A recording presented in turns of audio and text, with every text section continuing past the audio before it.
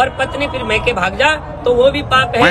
মানেটা কি? কোনটা পাপ, মারাটা নাকি বাপের বাড়ি চলে যাওয়াটা? একটু পরিষ্কার করে বলো তো। तो कहने का तात्पर्य है जो खुद को हाथ जोड़कर मांगे या पुरुष बोले তিনি এখানে কামা সূত্র শেখাচ্ছেন।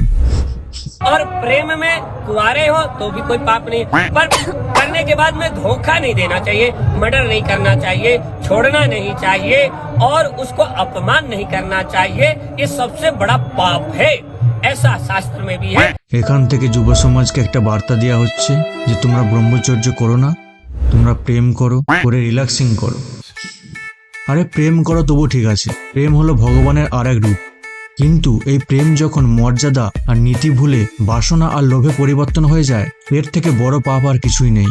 আরে কি আছে ওতে, যার কোনো মূল্যই নেই, শুধু ক্ষণিকের আনন্দ। ইনি মনে হয় সাবধান ইন্ডিয়াটা একটু বেশিই দেখেন, আর আজকালকার সাবধান ইন্ডিয়া তো ওয়াই ভিডিওস, সেটা এনার ফোনের সার্চ হিস্ট্রি দেখলেই বোঝা যাবে।